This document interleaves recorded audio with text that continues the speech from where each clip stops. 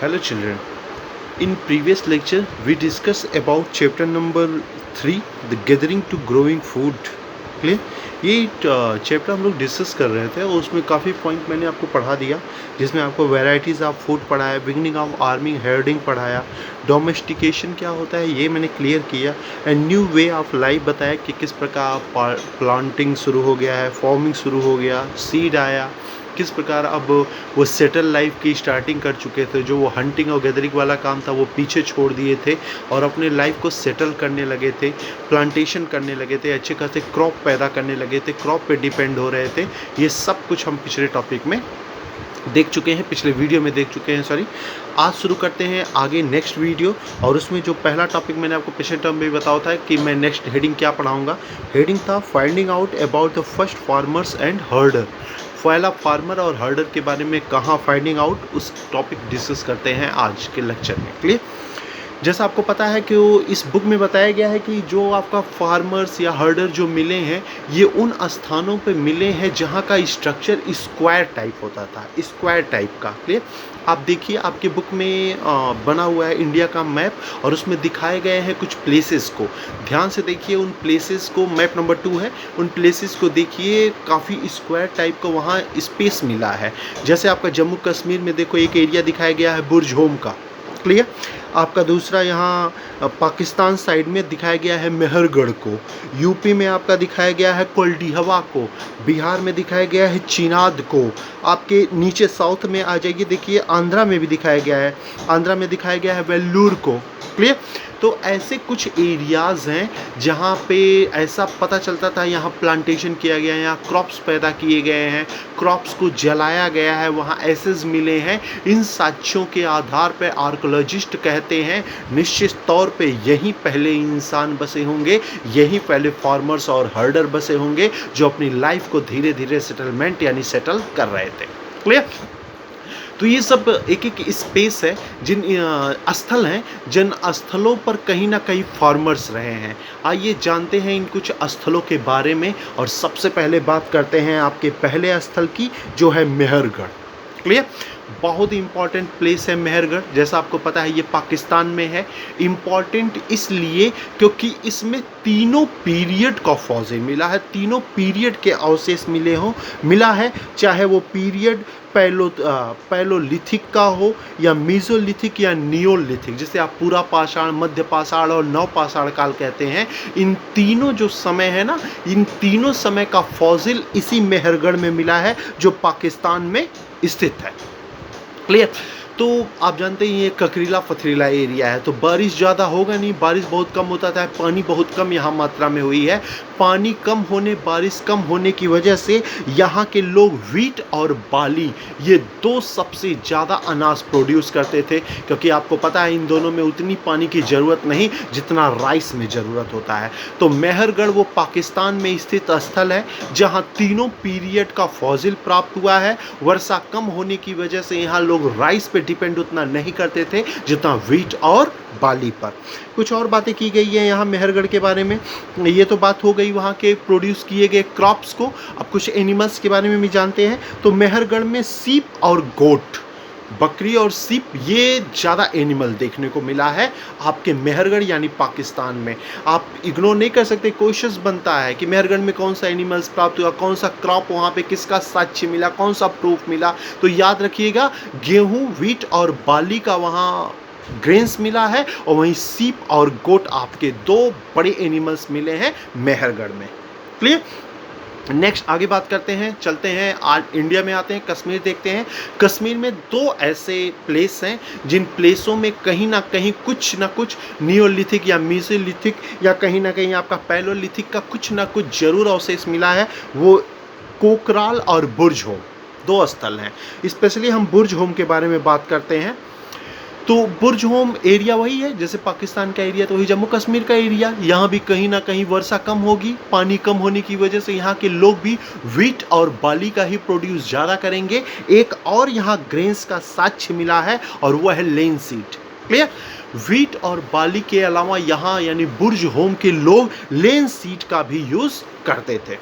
Clear. जानवर वहाँ जो जानवर आपका पाकिस्तान में मिला वही जानवर जम्मू कश्मीर में, यानी गोट और सीप। बस एक याद रखना, बुर्ज होम में एक नया प्रकार का क्रॉप मिला है और वो क्रॉप मिला है आपका लेन सीप। क्लियर।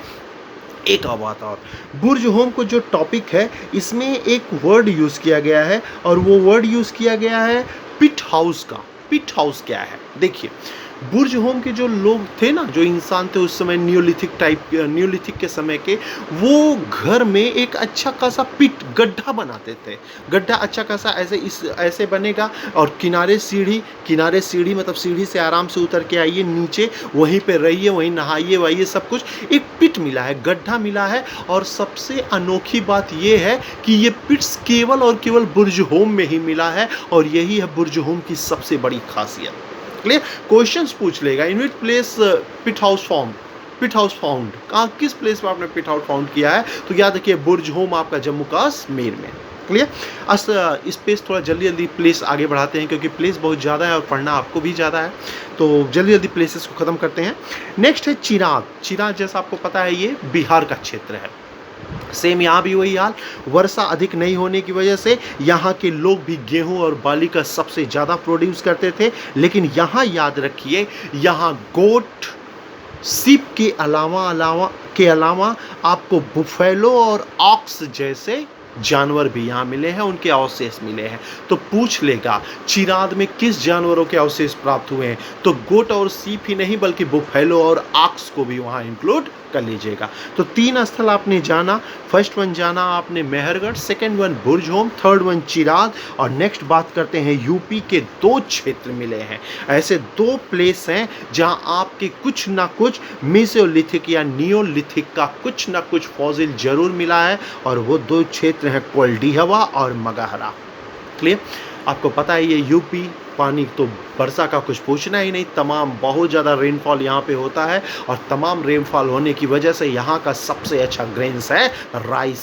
जहाँ पानी की अधिकता है वहाँ राइस आराम से प्रोड्यूस किया जा सकता है। इसलिए यूपी के इन 2 क्षेत्रों में, स्पेशली कोल्डियावा में तो बहुत ज़्यादा चावल का साक्ष्य मिला, बहुत ज़्यादा साक्ष्य मिले हैं।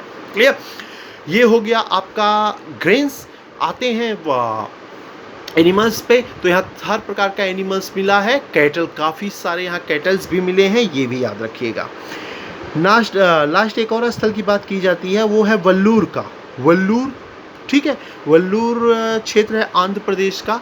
तो याद रखिएगा यहाँ पे एक और एनिमल्स के बारे में बात की जा रही है। कैटल और सिप तो थे ही थे और उसके अलावा यहाँ पिग मिले हैं। वल्लूर में किसका साक्ष्य मिला है? पिग का। सिंपल मैं कहूँ तो ये ऐसा समय था, मतलब अगर तीनों में पीरियड को ले लूँ तो तीनों पीरियड में लगभग सारे एनिमल्स मिले हैं, specially besides lion, tiger, cow and horse. इन 4 जानवरों को अगर मैं छोड़ दूं तो सारे जानवर इन तीनों क्षेत्रों में, इन तीनों पीरियड्स के किसी ना किसी क्षेत्र में जरूर मिले हैं। तो याद रखिएगा वल्लूर वह प्लेस है जहां सबसे ज़्यादा सुअर के यानी पिग के सबसे ज़्यादा फॉसिल मिले हैं। क्लियर। तो ये आपका जो हेडिंग है वो हेडिंग यही था कि फाइंडिंग आउट फर्स्ट फॉर्मल हर्डर, और उसके अंतर्गत एक पैरा बनाया गया है, एक कॉलम बनाया गया है। उस कॉलम में कुछ स्थलों के बारे में डिस्कस किया गया है। प्लेस, कहाँ वो प्लेस है, क्या उनका फूड ग्रेन्स था और कहाँ उनके एनिमल्स थे, किस प्रकार के एनिमल्स थे। तो ये बात हो गई है आपके इस टॉपिक की। नेक्स्ट जो टॉपिक है वो टॉपिक है towards a settle life. Towards a settle life. निश्चित तौर पे अब वो हंटिंग और गैदरिंग वाला काम छूट चुका है और जो उस समय के लोग हैं अब ये सेटल लाइफ पे विश्वास करने लगे हैं। क्यों? क्योंकि अब ये डिपेंड हो चुके हैं फ्रूट गेन पे। अरे भाई, जब हम तमाम प्रकार के और अच्छे अच्छे अनाज पैदा कर ले रहे हैं तो हमें इधर उधर घूमने की ज़रूरत ही क्या है? क्या ज़रूरत है हंटिंग करने की? क्या ज़रूरत है हंटिंग करके उन्हें गैदर रखने की? बल्कि पर सीजन हम नए नए प्रकार के ग्रेन्स को प्रोड्यूस करेंगे। क्लियर। यहाँ एक वर्ड आया है और वो वर्ड आया हर्थ का। तो घबराना मत, हर्थ होता है वो आज हम लोग गैस यूज़ करते हैं, पहले के लोग गाँव वाले लोग चूल्हा यूज़ करते थे, उस पर खाना वाना बनाते थे ना। तो ये हर्थ जो वर्ड है ना वो चूल्हे के लिए ही लिया गया है। तो उस समय के लोग अच्छा खासा, देखिए आपके उसमें बुक में बना हुआ, अच्छा खासा चूल्हा ऐसे बनाते थे और उसी पे रह के वो अपने फूड्स को बनाते थे। राइस उसी पे पकाते थे, रोटी वगैरह चपाती जो भी बनाते थे वो उसी पे करके बनाते थे। रही बात इस समय सेटल लाइफ हो गया, जैसा आपको पता है, तो सेटल लाइफ में जैसे जैसे समय आगे बढ़ा है, इनके जो टूल्स हैं वो अलग अलग प्रकार से यूज़ हुए हैं। एक पिक्चर बनाया गया है कि जो बुर्ज होम जो स्थल है, यहाँ दो प्रकार के टूल्स मिले हैं। एक टूल्स आपका मीज़ोलिथिक का है और दूसरा नियोलिथिक का है। दोनों में डिफरेंस कैसे आप करेंगे? तो नियोलिथिक का जो टूल्स है ना, ये कभी नुकीला और पॉलिशदार होगा। पता कैसे रगड़ रगड़ वो पढ़ा है ना, प्रेशर फिक्सिंग, प्रेशर के द्वारा रगड़ रगड़ के उसको चमकीला बना देते थे। ऐसे जितने भी आर्म्स मिले हैं, जितने भी टूल्स मिले हैं, ये सब नियोलिथिक के हैं। इससे पहले कहते कि कुछ भब्बर टाइप के मोटे मोटे बड़े बड़े ऐसे फेंकने वाले कुछ ऐसे हथियार हुआ करते थे, वो मीज़ोलिथिक के हैं और पोलोलिथिक के हैं। तो बुर्ज होम वो प्लेस है जहाँ पोलोलिथिक का तो साक्ष्य नहीं मिला, लेकिन मीज़ोलिथिक और नियोलिथिक के सबसे ज़्यादा साक्ष्य मिले हैं। क्लियर? सेटल लाइफ उन्होंने शुरू कर दिया, अच्छे खासे सोसाइटी बना के रहने लगे, फूड पे डिपेंड हो गए, अलग अलग सीजन में अलग अलग प्रकार का फूड ग्रेन पैदा करने लगे, ग्रेन्स पैदा करने लगे। उन्हें ये भी नॉलेज हो गया था कि इस समय बरसात का सीजन आया है, बारिश ज़्यादा होगा तो हमें चावल का प्रोडक्शन करना चाहिए। अब बारिश नहीं हो रहा है, जल की कमी आ गई है, तो वो गेहूँ और बार्ली को प्रोड्यूस करते थे। इस प्रकार का उनके पास नॉलेज हो गया। एनिमल्स का किस प्रकार हम यूज़ करेंगे, कौन से एनिमल्स का मिल्क अच्छा है, उसे किस प्रकार हम लोग यूज़ करेंगे, उन्हें बेचकर जो अनाज या ग्रेन्स मेरे पास नहीं है उसे हम ट्रेड करेंगे, ये सब कुछ उनके नॉलेज में आ गया। और यही नॉलेज उनके एक सेटल लाइफ की स्टार्टिंग है। तो नियोलिथिक जो पीरियड है, इस नियोलिथिक में हम कहीं ना कहीं देखते हैं कि जो ह्यूमन है, मनुष्य है, वो अच्छा खासा लाइफ अब अपना सेटल लाइफ स्टार्ट कर चुके हैं। क्लियर? तो आपने देख लिया क्या होता है ये पॉइंट। नेक्स्ट जो हेडिंग है वो हेडिंग है आपका what about other customs and practices. तो जो ये इंसान जब सेटल लाइफ शुरू कर दिए, तो जब ये ग्रुप बना के ये इंसान रहने लगे उस समय के लोग, तो इन्हें हम एक नया नाम देते हैं, ट्राइब्स का। अभी कस्टम और प्रैक्टिसेस के बारे में मैं आगे डिस्कस करूंगा नेक्स्ट वीडियो में, पहले ट्राइब्स को समझ लेते हैं। तो जब ये ग्रुप बना के ये इंसान, ये नियोलिथिक और पैलोलिथिक टाइम के समय के लोग जब ये ग्रुप बना के रहने लगे, तो इन्हें हम ट्राइब्स कहते हैं। ट्राइब्स आप जानते हैं, आज भी ट्राइबल सब बोलते हैं आप लोग, हाँ वही ट्राइबल्स हैं। उस समय ट्राइब्स बोलते थे, वही आज भी आप देखिए, छोटा नागपुर के क्षेत्रों में हुआ या बिहार में हुआ, आपके यूपी में हुआ, अंडमान निकोबार में चले जाइए, सैंथल वैंथल सब ट्राइब्स ही हैं। ठीक है? तो उस समय के लोग को ये ग्रुप बनाना, एक नया वर्ड मिलता है ट्राइब्स। कभी कभी पूछ लेता है, ठीक, व्हाट इज ट्राइब्स? ट्राइब्स कौन है? तो ट्राइब्स भैया एक लोगों का एक समूह है जो ग्रुप बना के रहते थे, आराम से अनाज को प्रोड्यूस करते थे, आराम से खाते पीते थे, सेटल लाइफ जीते थे, पेट एनिमल्स अपने पास रखते थे, अच्छा खासा उनसे वर्क कराते थे। इस तरह की लाइफ जीने वाले इंसानों के ग्रुप्स को ही हम ट्राइब्स कहते हैं। क्लियर?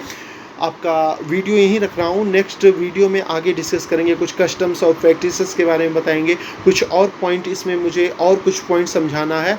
आज का जो वीडियो मैंने अपलोड किया, इससे रिलेटेड मैं एक क्वेश्चन पेपर तैयार करके आपके पास सेंड कर दे रहा हूँ। आप उस क्वेश्चंस को सॉल्व करिए, थोड़ा बताइए कितना आपने समझा है। फिर नेक्स्ट वीडियो में इस चैप्टर को और आगे ले चलते हैं न्यू टॉपिक के साथ, कस्टम और प्रैक्टिसेस के साथ। Okay, thank you.